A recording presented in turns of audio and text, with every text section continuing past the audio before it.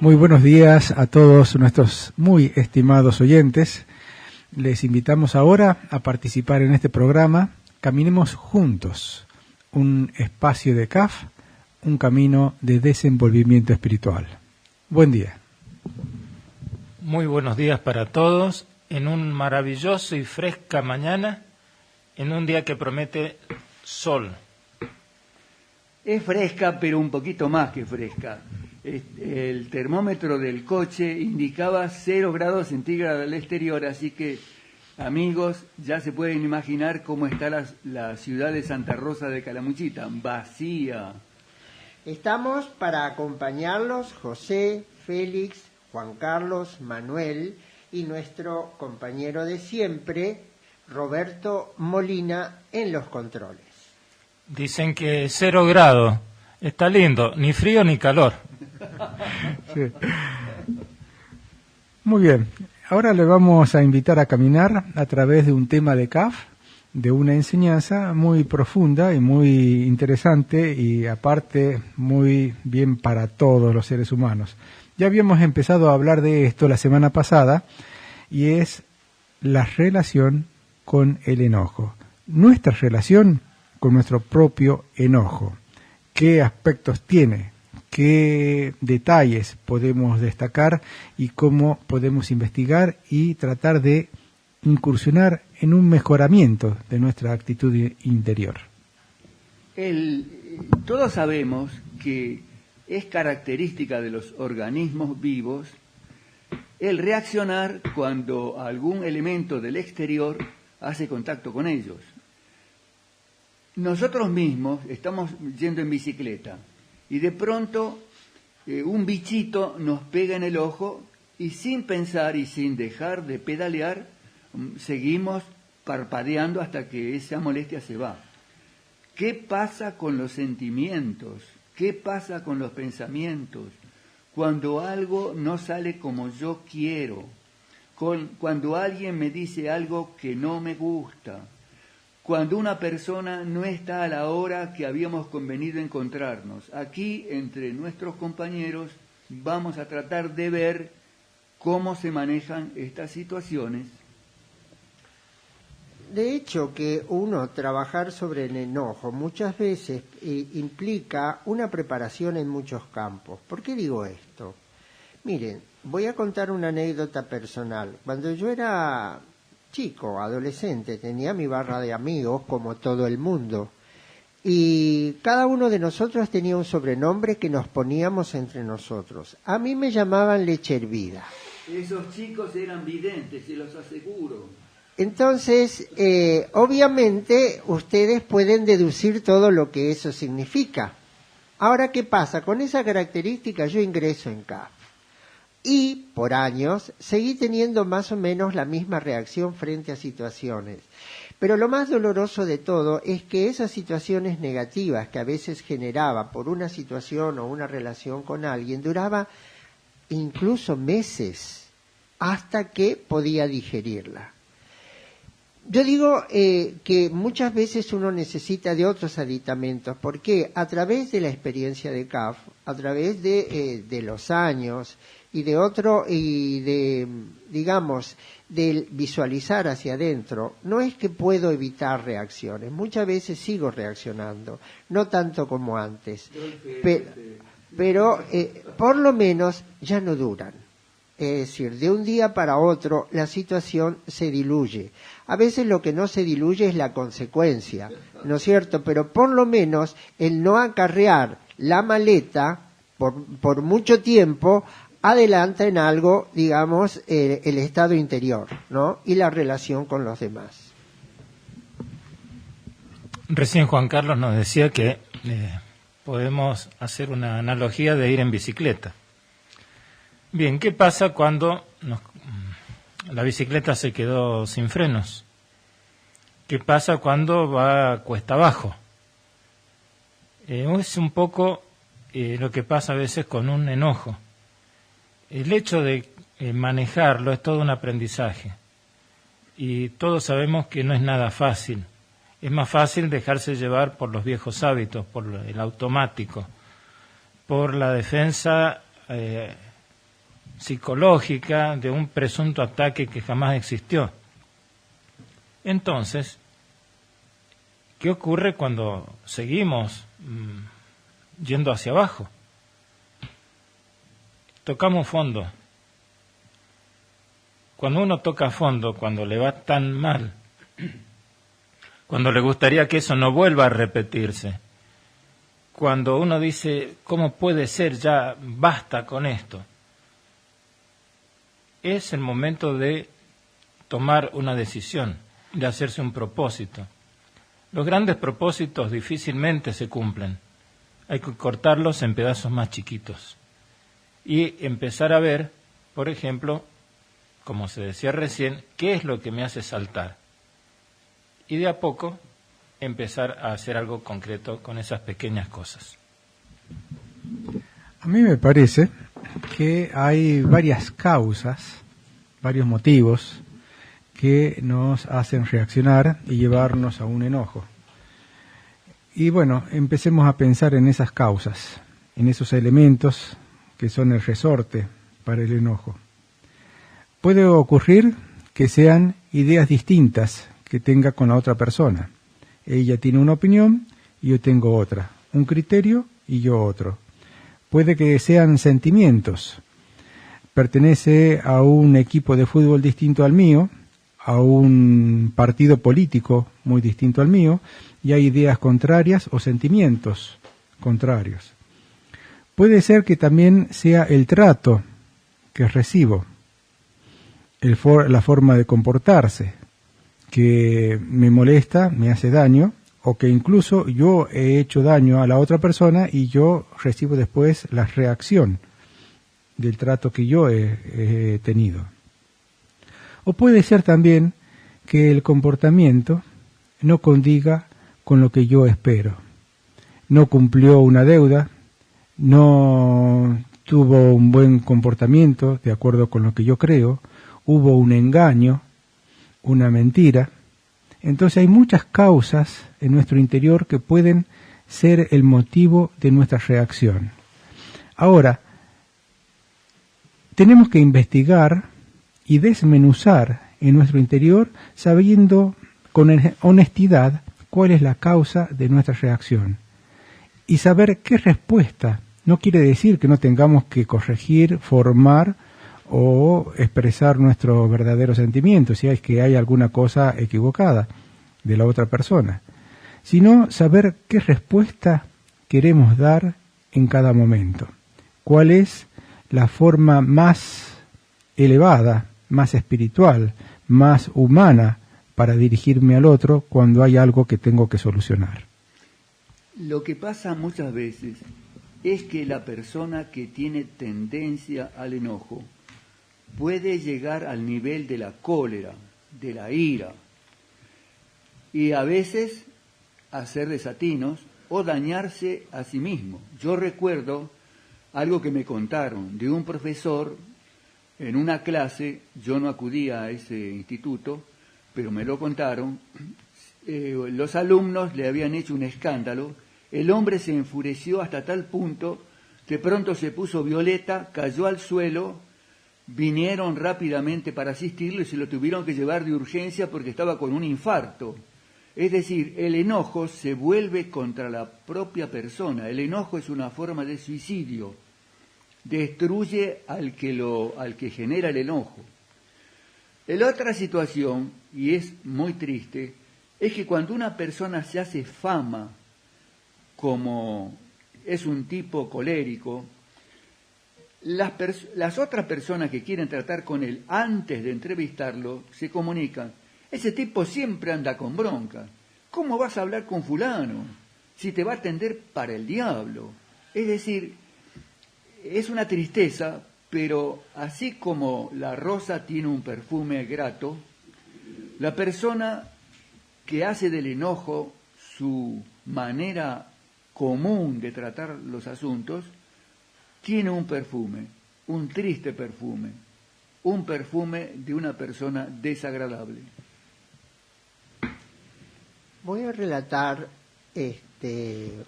un pequeño cuento que nos ilustra sobre el aspecto que yo decía antes, las consecuencias.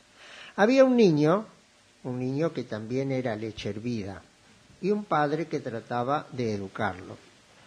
Entonces el niño aceptaba las ideas del padre, pero no podía controlar lo que sucedía y permanentemente reñía con sus amiguitos. Entonces el padre le dice, bueno, vamos a hacer una cosa, Miguelito, vamos a hacer así. En el portón de entrada, que es de madera, vamos a poner una tabla y vamos a hacer así.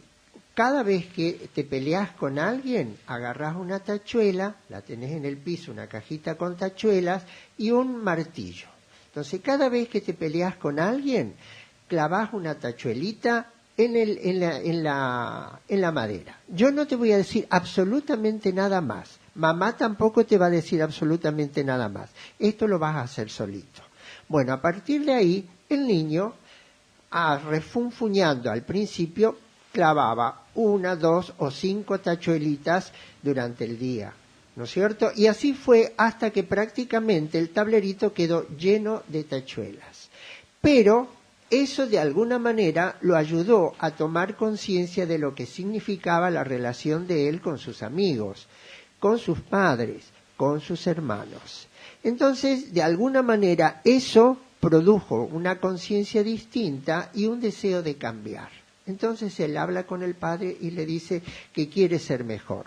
Bueno, le dice, entonces lo que tienes que hacer es que cada vez que haces una buena acción con tus amiguitos, con nosotros, con tus hermanitos, vas y sacás con la tenaza una tachuelita. Entonces él sacó una tachuelita un día, 3 tachuelitas otro, 5 tachuelitas el otro, hasta que el tablero quedó vacío. Entonces el padre lo llama y le dice, ¿viste? Al final podés controlar lo que antes parecía incontrolable. Pero ¿qué sucede en la madera que antes estaba sin agujeros? Está llena de agujeros, le dice él. Bueno, eso es lo que sucede con la ira y el enojo. Puede desaparecer las situaciones enojosas, pero siempre quedan huellas.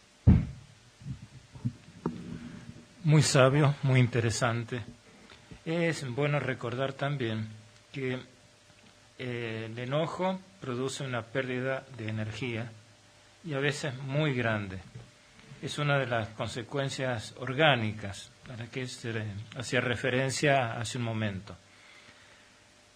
Además, hay que ver qué se esconde con sinceridad en nuestro inconsciente, en nuestro subconsciente. Cuando la culpa siempre la tiene otro. Me pregunto, ¿no será que yo quiero manejar esa vida, esa persona, que sea de una manera distinta a lo que es? A lo mejor esa persona tiene un problema, le cuesta bastante soportarse a sí misma, y yo encima voy y me enojo, es decir, agrego más problema al problema. Entonces, es un tema muy interesante. Tocar fondo también significa eso, lo que nos decía Manuel recién, darnos cuenta de las consecuencias que generamos. Y yo creo que siempre es posible cambiar y que por más cuesta abajo que vayamos, en algún momento uno puede decir basta y frenar. No es fácil, pero es posible. Además, otro punto que tenemos que tener en cuenta es la intensidad de nuestro enojo. Hay temas leves o enojos pasajeros y hay algunos otros que son intensos y a veces duran muchos años. Yo me acuerdo de una persona que me contaba, un señor, que se había peleado con su hermano hacía 30 años. Y resulta que cuando lo contaba ya no recordaba cuál era el motivo del enojo. Entonces hay que ver por qué nos enojamos y qué hicimos para solucionar, o quedó allí. Parece que Miguelito quiere decirnos algo porque no está como con nosotros, pero está en el aire. A ver, Miguel. Sí, hola. Era lo que quería decir lo siguiente, que no se preocupen por haber repetido con el enojo la audiencia, las clases que están dando ustedes. sino que él, si él fuera necesario volver otra vez, no sé, al próximo, sino en un otro programa, a hablar sobre el enojo, porque es muy útil. Justamente a mí me pasó hoy de mañana, me enojé por una pavada, y después apliqué todos los métodos que ustedes dicen para arrepentirme y para pedir perdón y todo. Gracias, y muy lindo el programa, muy útil. Bueno, chao. Hasta luego. Bueno, espero que se le haya pasado. Bueno, muy bien. Es una pincelada más lo que hacemos y un poquito ahora de música.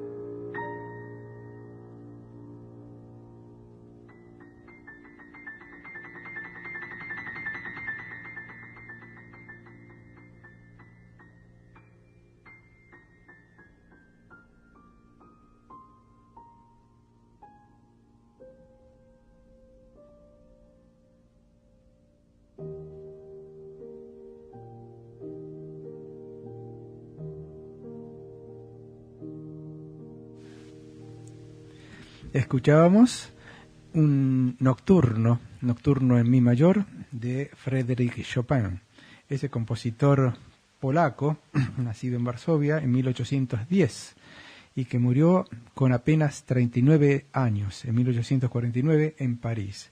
Es quizás uno de los más grandes representantes del romanticismo musical. La cadencia musical estaba pensada es profeso, era para bajar los ánimos. El problema, que no sabemos si ha ocurrido o no, de los que están escuchando el programa en la cama, si no pasaron al otro lado, justamente por la suavidad de la música.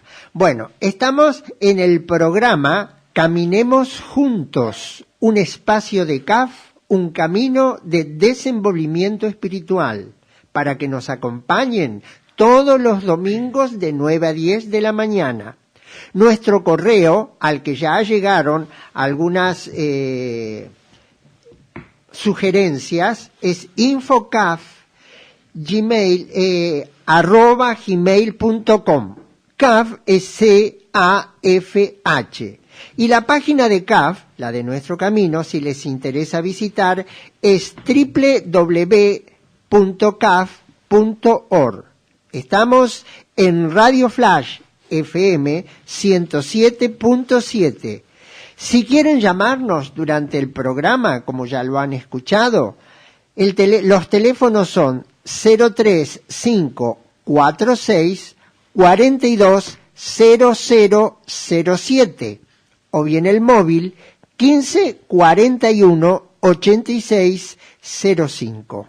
Aprovechamos para saludar a nuestros amigos en Buenos Aires, que tienen el programa Radio Vuelos por radioalacalle.com todos los sábados de 16 a 17 horas. Aprendiendo a meditar, meditando.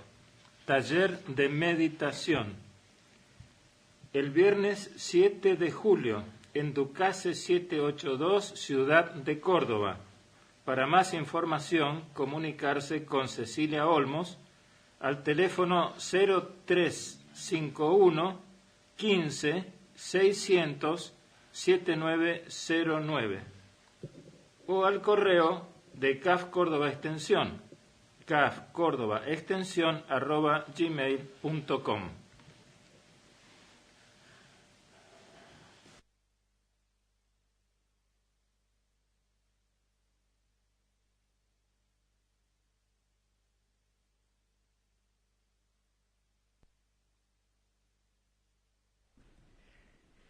Otra vez, muy buenos días.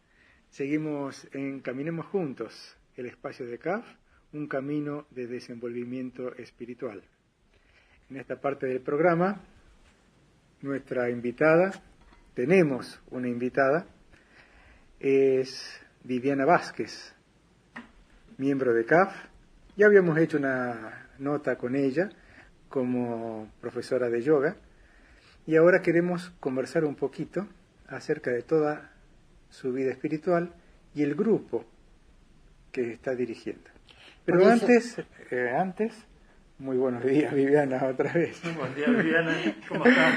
Bueno, buen día y buen día también para los oyentes. Gracias. No, lo que quería decir era que estamos con Viviana 2 ahora. El segundo capítulo. El regreso de Viviana. El regreso de Hay una Viviana. película. Viviana, usted tiene a cargo un grupo de CAF y nos gustaría que nos comentara primero qué característica tiene ese grupo. Aclaramos a los oyentes que cuando se ingresa a CAF hay un grupo que se reúne semanalmente, hacen meditaciones, se imparte una enseñanza, se hacen comentarios, diálogos, y bueno, esa es la característica esencial de la actividad. Ahora, ¿qué característica tiene el grupo que usted dirige? Sí, bueno, yo asisto a un grupo en Olivos y en Capital Federal también. La característica que tiene, que es un grupo que abarca todas las edades, así que es muy enriquecedor, no es un grupo parejo, sino que hay diferentes visiones de una misma realidad o de algún concepto que nosotros elaboramos en el día de reunión. Así que es muy enriquecedor. Sí. En concreto, para describir a los oyentes esa reunión, ¿en qué consiste? Por ejemplo, supongamos que usted llega acá, está su grupo en la reunión, ¿cómo se desarrolla? ¿Qué es lo que usted hace allí? Sí, cómo no. Nosotros tenemos, un curso de enseñanza anual, entonces nos reunimos una vez por semana y establecemos un ritmo de estudio de cada apunte de enseñanza que conforma el curso. Entonces, por ejemplo, tenemos media hora donde estudiamos y reflexionamos sobre la idea de la enseñanza. Ahí yo le he preguntado al grupo cómo querían ahondar en este estudio y me han pedido de que sea un estudio interactivo. Quiere decir que yo paso los conceptos generales, los comparto con ellos, experiencia semanal, y ellos a su vez tienen su pensamiento, su reflexión, sus aportes, y ahí se hace toda una modalidad interactiva. Eso sería la media hora de enseñanza, donde también o pasamos algún video, o tenemos un pizarrón y traemos láminas, o pequeños tallercitos, que ahí lo vamos elaborando entre todos. Yo quiero aclarar que un poco lo que está comentando Viviana es el estándar de las reuniones de CAF en cualquier lugar. Por supuesto, en cada lugar tiene sus particularidades, pero en términos generales es lo que se hace en todas las reuniones. ¿Por qué no nos sigue comentando, por favor? ¿Cómo no? Después tenemos el tiempo de ejercicios, donde, ahí vamos haciendo ejercicios físicos, como comenté la otra vez, ejercicios que pueden tomar 8 minutos, donde trabajamos todo lo que sea el trabajo, como comenté antes, de la cintura escapular. También hacemos ejercicios mentales. Nosotros tenemos ejercicios muy piolas en CAF, la detención, el examen retrospectivo, que ustedes ya lo han comentado en otras audiciones. También me gusta dentro del contexto de lo que estamos trabajando, cuando un miembro de CAF trae un ejercicio. Por ejemplo, la otra vez tenemos un miembro de CAF que hace reflexología, entonces trajo un ejercicio, lo participó. ¿Por qué esto? Porque nosotros hemos evaluado en sí el horario de reuniones de 7 a 8, y es un día de semana, entonces todos vienen de sus trabajos muy cansados, entonces es bueno, aunque sea 2 reuniones en el mes, poder trabajar el físico, porque nos despabilamos. Claro. Y entramos en un tiempo real para estar más atentos en tiempo presente y disfrutar mejor también la reunión, ¿no? Porque de eso se trata. Eso sería en el tiempo de ejercicios. Después tenemos el tiempo del ejercicio de la meditación, y ahí, hacemos el ejercicio de la meditación, esbozamos el tema, muchas veces llevo ciertas frases, porque también reconocemos de que a veces en tiempo real no tenemos la idea muy concreta, pero casi siempre la columna vertebral de la reunión es el apunte de la enseñanza, y compartimos experiencias. Dentro de eso, Viviana, ¿usted ha notado que hay algún tema en especial en las enseñanzas que atraiga más a los miembros de su grupo? Sí, lo que siempre tratamos y lo que ellos me dicen es la resolución de conflictos. Es decir, poder estar más equilibrados, más serenos en esta sociedad, ¿no?, que todos conformamos. Entonces, las inquietudes que traen muchas veces es cómo implemento lo que yo hablo en el grupo, el concepto de la enseñanza, en el tema de las relaciones humanas, sobre todo. Y eso trae mucha materia prima, porque como siempre hablamos con ellos, lo interesante que cuando nosotros nos reunimos, que es importante lo que hablamos, es un entrenamiento que hacemos para luego, como yo les digo, jugar el juego de la vida, es decir, salir a la vida cotidiana, que están incluidas las reuniones, despabilados, con mayor conciencia, con mayores herramientas, para saber qué es lo que me saca de eje, dónde pongo la energía, qué me está quitando la paz, y sobre todo, bueno, vivir en la ciudad es un tema que casi siempre vivimos dispersos. Entonces, yo lo que hago el hincapié es que en el tiempo de esa hora semanal estemos los más en el presente, que le saquemos el jugo. Ellos se ríen porque yo les digo, ¿no? Tenemos que sacar el jugo a la reunión, que sea jugoso, porque después el jugo se va a tomar en los 7 días de la semana. Y siempre les pido, y ellos mismos yo siento que lo piden también, sin ahondar en cosas así personales, porque si bien uno está desarrollando un autoconocimiento, no nos quedamos solo en lo que nos pasa a nosotros, sino capitalizar esa experiencia para que el miembro que escucha, primero porque lo han dicho, sienten, no me pasa solo a mí, lo comparto, un compañero de grupo le está pasando lo mismo. Entonces, realmente es muy jugoso ese tema. Yo creo que dentro de lo que usted dice hay un aspecto que para mí es fundamental, relacionar no solo la enseñanza, sino la reunión con la vida. No es CAF y la reunión y la vida por otro lado. Es decir, CAF y la vida es una sola cosa, y las reuniones forman parte de eso. Es como si yo en algún determinado momento voy al cine, pero no está separado de mi vida. Yo voy a la reunión y tampoco está separada de mi vida. Es lo más bueno, ¿no es cierto? Sí, totalmente. Eso a mí me parece que es una opinión, ¿no? Los miembros de CAF, que bueno, sobre todo estamos por la inquietud de encontrarle sentido a nuestra vida, lo concientizamos siempre. Es decir, el tema está qué hago yo con todo esto. Es decir, puede pasar que quizás en una etapa de mi vida, porque lo hablo también con el grupo, sea solo una información.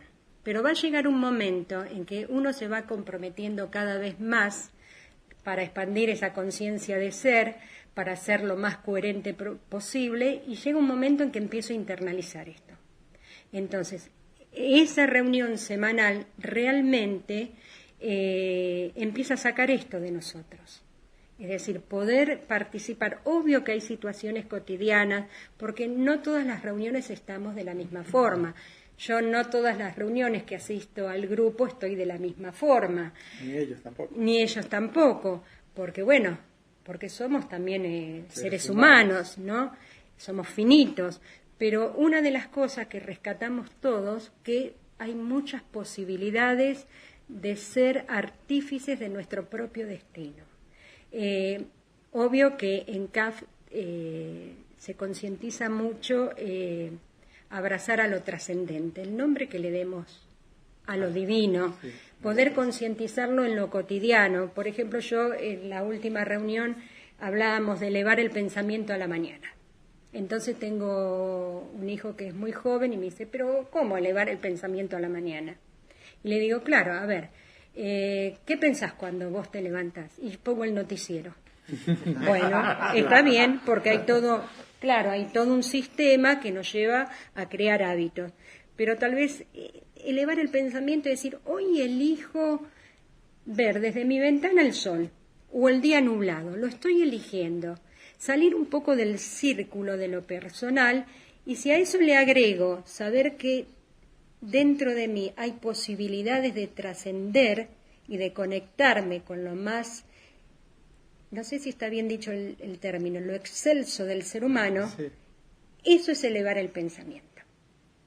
Y es lo que siempre tratamos de hablar y nos retroalimentamos. Sí, ahora Viviana, aquí en el grupo, lógicamente, trabajan, imparten la enseñanza, se hace interactiva y todo. Ahora yo pienso que en una ciudad como es Buenos Aires y como muchas otras, donde hay una vida agitada, donde hay mucho tiempo ocupado, donde se traslada rápidamente uno de un lado para otro, ¿cómo hacen los miembros de CAF para poder cumplir con las reuniones o con los ejercicios de CAF? ¿Qué dificultades ven y cómo las pueden resolver? No sé si ese tema se presenta en las reuniones. Sí, se presenta, es decir, nosotros, por ejemplo, tenemos 4 reuniones mensuales o 5, según como caiga el mes, y no hay asistencia continua. Sobre todo los miembros que tienen actividad laboral, donde vienen cansados, es decir, yo noto que hay un cansancio. Pero igual hemos creado un grupo, porque hay que utilizar la tecnología de WhatsApp, donde estamos conectados. Es decir, no ha venido a la reunión, pero le pasamos la síntesis de la reunión. En la semana nos vamos comunicando. Y sobre todo, yo noto también, por eso hay que estar muy atento, ¿no? Sobre todo con los más jóvenes. Traer temas, muy que se les salga, que tengan carne para ellos. Movilizadores, porque cuando, por ejemplo, yo le puedo decir por ejemplo, lo nombro, a Nacho. Nacho, vos que trabajás con el tema de counseling y todo esto, mira, vamos a ver tal aspecto de la enseñanza. ¿Qué te parece si preparas algo desde donde lo ve Carl Roger, ¿no?, que es el fundador de este sistema, y lo traes a la reunión y nos compartís experiencia? Claro. Bueno, ahí puedo asegurarles que hace unos talleres fabulosos. Así que bueno, es la motivación, estar atento a motivar, porque lo que se da en el trabajo de grupo es la retroalimentación. Es decir, obvio que uno puede estar cansado, pero no, hay que motivarse y decir, ¿por qué yo estoy acá? Hoy, por ejemplo, un día martes. ¿Qué es lo que me lleva a sentarme en este grupo? Entonces, a mí me parece que hay otro aspecto muy importante que es revitalizar. Claro. Hay un aspecto que es muy importante para mí y que usted lo comentó como al pasar en otro momento, ¿no es cierto?, que es cuando usted dice, bueno, tenemos que orar. Y yo creo que la sociedad de hoy no está muy en boga, digamos, el tema de la oración, pero me gustó mucho, es decir, lo que usted expresó cuando una integrante de CAF le dice, pero la oración no, si no está de moda, ¿no es cierto? ¿Cómo fue eso? Sí, esa experiencia muy graciosa, ¿no?, en el grupo, porque bueno, tomamos unos minutos, nosotros en CAP tenemos una serie de oraciones y bueno, las vocalizamos, todo eso. Entonces yo los invito a hacer 2 reuniones al mes, practicar vocalización y todo eso. Pero claro, es joven esta integrante y bueno, manifestó como que bueno, no, eso ya es pasado, busquemos otra palabra que sea más atrapante. Entonces ahí yo dije, bueno, claro, uno lo relaciona con el tema judeocristiano, lo que nosotros también fuimos formados en nuestra familia, y cómo podemos hacer para realmente tener esa convicción. Y me gustó mucho esta idea de elevar el pensamiento, es decir, de poder conectarnos con lo más amplio de nosotros mismos, el poder pedir en el sentido o agradecer a lo mejor de uno, conectarse con esa energía. Por ejemplo, tengo un integrante que le gusta mucho la metafísica también, entonces aporta cómo lo ve la metafísica, y parece ser que desde ese punto estamos hablando de lo mismo, lo que pasa que estamos revitalizando la palabra. Creo que usted se refería a esa anécdota. Sí, no solo eso, sino que necesariamente uno no tiene que pensar que la oración es algo convencional.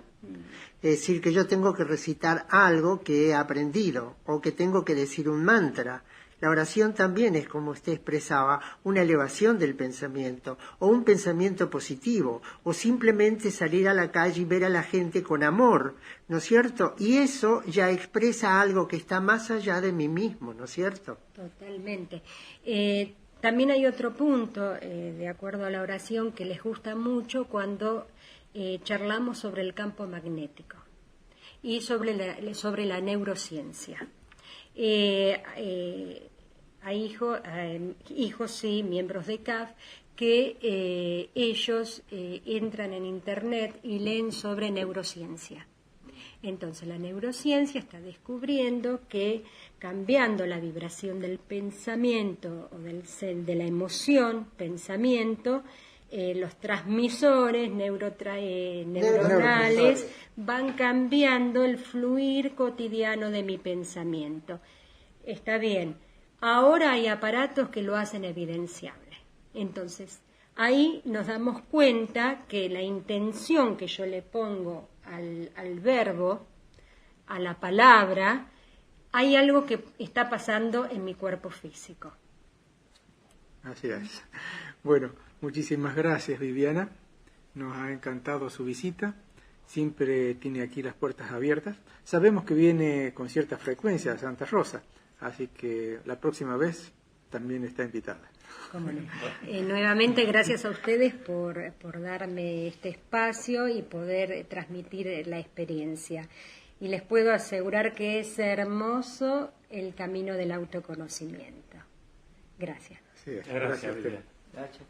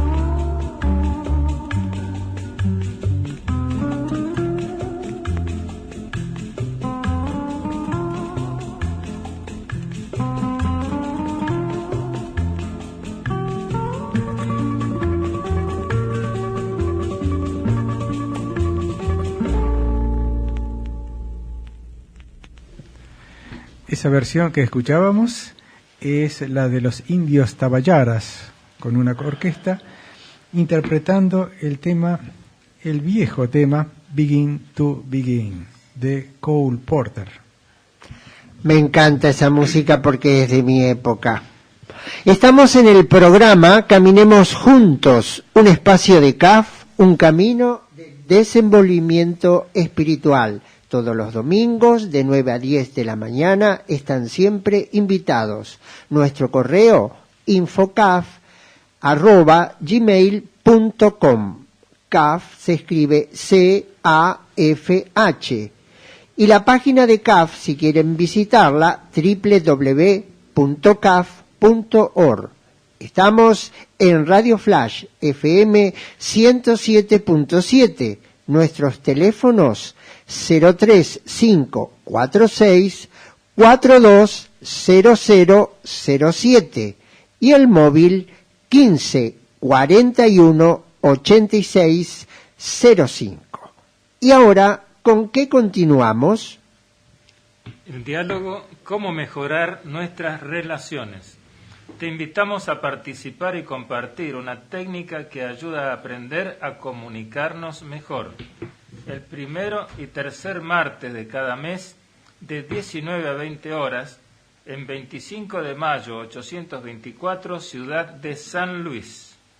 Consultas en cafsanluisextensión@gmail.com o por teléfono al celular 0266 15 400 5595 de Mabel.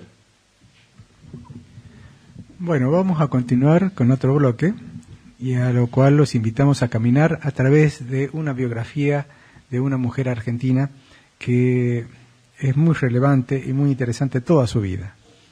Usted seguramente conocerá quizás alguna calle con el nombre de Juana Manso, un instituto, una escuela, Juana Paula Manso.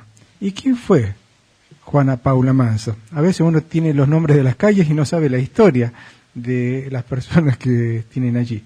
Sí, nos llamó la atención que por Google celebraban uno de estos días de la semana, no recuerdo si era el miércoles o el martes, la fecha de celebración de Juana Paula Manso. Entonces me interesó y lo comentamos en el grupo de la radio y buscamos cada uno un poco de información al respecto. Sintéticamente, esta mujer fue escritora, periodista, sabía varios idiomas, inglés, francés, portugués, e hizo una tarea literaria extraordinaria teniendo en cuenta, nuestros queridos oyentes, que Juana Paula Manso nació en 1819, cuando todavía la Argentina estaba levantándose sobre unas piernas bastante débiles para formar el país que somos hoy, con mucha distancia, muchos sufrimientos y mucha ofrenda de vida. Aquí vamos a ver un poco quién es Juana Paula Manso. Uno de los aspectos más destacados de ella es que fue precursora del feminismo en Argentina, Uruguay y Brasil. Nació en un hogar de clase media alta. Su padre, José Mariano Manso, fue un inmigrante andaluz, ingeniero y agrimensor, que se casó con una porteña de ascendencia española. Ella se crió en un ambiente que era partidario de las ideas de Mayo. Y su padre participó de las batallas para la Revolución de 1810 y luego fue partícipe del gobierno unitario de Bernardino Rivadavia. Quizás, como se decía recién, una de las cosas más destacables es que a través de toda su vida, esta señora Juana Paula Manso puso en relieve, ya en aquella época, ya dijimos, desde 1819 en adelante, puso en relieve la importancia de la mujer, para sacarla también de aquel lugar siempre relegado, siempre aparte, siempre oculto o anónimo en el que se encontraba. El Ateneo de Señoritas fue un lugar que organizó Juana Paula para trabajar en la escolarización en general y en particular la de la mujer. Abogó por la educación popular, gratuita, metódica, mixta, científica y abierta a todas las clases sociales. Se la considera iniciadora de un movimiento de coeducación como modalidad que parte del reconocimiento de igualdades entre varones y mujeres. Una enseñanza mixta quería ya en aquella época. Juana Paula Manso se ve obligada junto con su familia a emigrar al Uruguay cuando toma el gobierno en la Argentina Juan Manuel de Rosas. porque las ideas de Juana Paula y su familia eran contrarias. Allí, en Montevideo, Juana Paula Manso funda el Ateneo de Señoritas, donde se enseñaba a las jóvenes y señoras del Uruguay aritmética, lectura, labores, francés, piano, canto, dibujo, modales de las damas, lecciones de moral y gramática. ¿Qué les parece? Era ella sola una universidad. Hay otra cosa notable. Estuvieron en Montevideo hasta que Manuel Oribe sitia Montevideo en 1942 y por lo 1800, disculpen. Y por lo tanto tuvieron que exiliarse de nuevo. Entonces viajan al Brasil. Pero fíjense qué notable. Ella donde estaba hacía lo que tenía que hacer. Allí publica historias y tratados de filosofía. Pero la difícil situación económica hace que luego tengan que regresar a Montevideo y escribe varias obras. Por ejemplo, poesías como Una tumba, Una lágrima para ella y un manual para educación de los niños. Manso escribió obras teatrales, La familia Morel, Saloja, A Esmeralda, Rosa, obteniendo varios éxitos. Y luego viene sus actividades en la Argentina. Si nos ponemos al tanto lo que significaba aquella época, estábamos hablando de 1800. No había radio, no había televisión, no había teléfonos celulares. Ni de los otros. Y sin embargo, esta mujer estaba en la avanzada de las ideas en el mundo. Así, a través de su labor, con mucho sufrimiento, con mucha tarea, mucho esfuerzo, mucho amor, toma contacto con gente de Estados Unidos que estaba en la misma línea. Es decir, está en una revolución profunda de lo social, mirando hacia el futuro, para bien de todos, para bien de aquellos que en esos momentos estaban más carenciados, que, por supuesto, era la mujer y los niños. El presidente, quien iba a ser presidente de la Nación, Domingo Faustino Sarmiento, la conoce a través del escritor José Mármol, que se la presenta. Sarmiento, creo, se da cuenta inmediatamente de la capacidad intelectual y social y docente de esta señora, Juana Manso, y la promueve como directora de la Escuela Normal Mixta número 1. La promovería a ese puesto, a pesar de que era mujer, de que en ese momento había una gran discriminación y una resistencia con todo este asunto. Hay también en su vida, Juana Manso, hay hechos donde hace una conferencia dada en Chivilcoy, provincia de Buenos Aires, donde es agredida. En compensación, recibió notas de desagravios del mismo Sarmiento y de Mary Mann, esposa de Horace Mann, quienes habían establecido en Massachusetts la educación popular de la mujer. Pero eso no es todo. Tiene muchas resistencias y esto es lo que tiene que ir sorteando vez por vez. Se pone por encima de esas diferencias porque la idea que tiene es realmente genuina y sabe que es para bien de todos los seres humanos. Hay una frase que es típica en ella y dice lo siguiente, transcripción literal: quiero probar que la inteligencia de la mujer, lejos de ser un absurdo o un defecto o un crimen o un desatino, es su mejor adorno, es la verdadera fuente de su virtud y de la felicidad doméstica. Durante 1864 crea con Eduardo Mansilla un semanario que se llama Flor del Aire, donde ella tomó una parte y trata en su sesión de las mujeres ilustres de América del Sur, y en él rescata la vida de mujeres que han trabajado por la independencia y la libertad, como Manuela Pedraza, Coronel Juana Azurduy y Encarnación Sanguinet de Varela.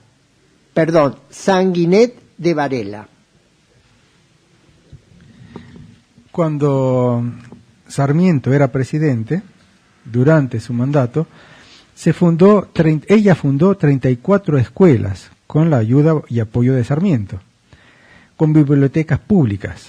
Junto a esto, introdujo el inglés, las planillas por asistencia, la realización de concursos para los puestos directivos. Promovió un proyecto de profesionalización docente en la legislatura de Buenos Aires.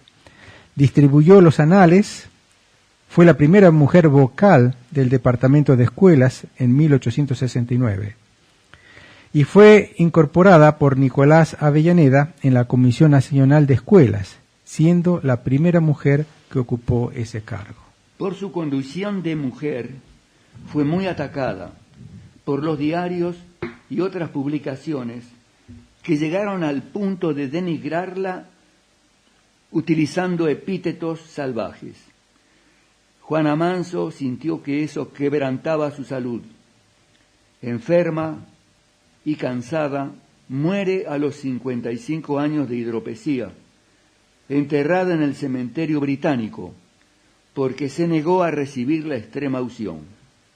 Recién en 1915, sus restos fueron trasladados al Panteón de Maestros del cementerio de la Chacarita de Buenos Aires, pero su memoria es permanente en la Argentina y en otros países de América. Queremos hacer con esto una reivindicación, una puesta en valor de esta mujer, de ese temple, de ese conocimiento, de esa fuerza interior que tiene y que como argentinos y seres humanos lo queremos reconocer. Nos despedimos ahora, amables oyentes, y queremos invitarlos para el próximo domingo, de 9 a 10, en Caminemos Juntos, aquí, en el espacio de CAF. Muchas gracias por escucharnos. Que tengan un hermoso domingo. Nos despedimos con una gran alegría en el corazón por haber estado junto a ustedes durante una hora. Muchas gracias. Chao.